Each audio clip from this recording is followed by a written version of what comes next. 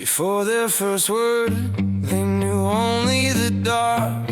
So they carved out gods and described them with art. They offered their suffering, deemed them sublime, and mistook their own longing for something divine.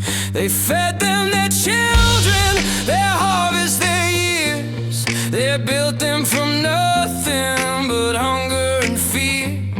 Carved horns made of wanting and wings made of need. The most desperate lie that they chose to believe. Oh, they knew, but chose not to admit that the hands holding heaven were the same hands that drew it.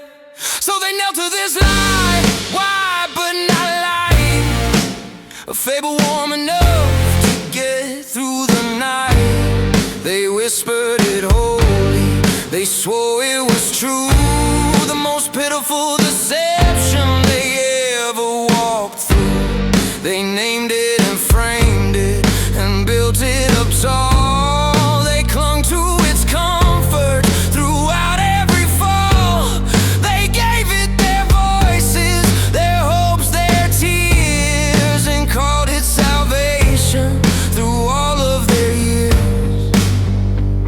Every prophet was a poet with a hunger for power. Every miracle a story of another's darkest hour. They made saints and sinners from those they couldn't bear, and called everything sacred so they didn't have to stare. Their heaven was a mirror and their hell was just a face.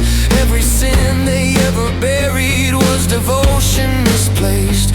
As the lies seemed much kinder than the silence it replaced, so they graced it in glory and showered it with praise. Oh, they felt it, the fracture within, that the lie they chose as cover was just far too thin.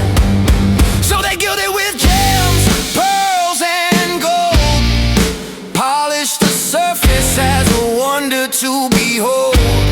Though it was all hollow, they knew it was staged, but a lie they depend on is hard to uncage. They turned it to scripture and sculpted in stone, so this fiction was not theirs to solely bear alone. They dressed up the absence, investments in light, and swore that the illusion was the strongest might.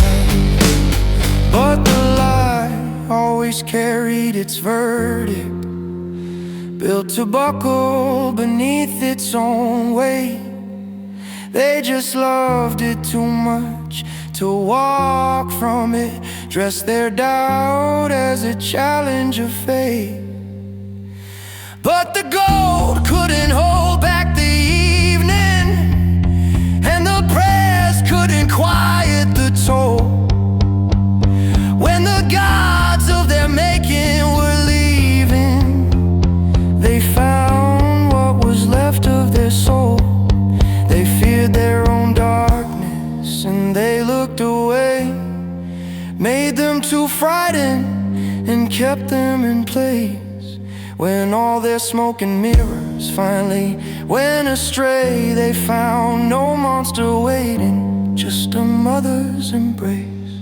Now the last temple echoes with the absence of prayer, as the gods they once gilded were just masks for despair. Only heretics stand where their altar once burned, with no afterlife to barter and no deed to adjourn. The walls they once hallowed are returning to dust. Every vow they once swore now surrendered to rust. What they worshipped was never the thing that was real, just the shape of the wound and the need it could fill. But they see it at last, that what they truly longed was not the lie they built, but her who was there all along. And thus their tales fall without fury, cry or sound. Every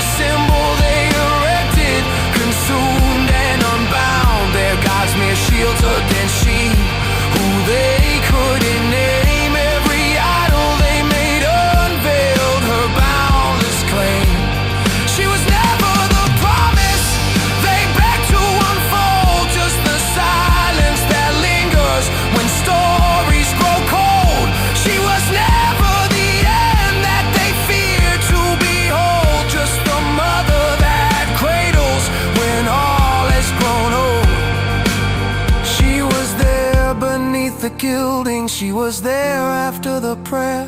Every heaven ever promised was just borrowed from a rare. They built their lies so high, thinking height could make them true, but she was always what remains, and this they all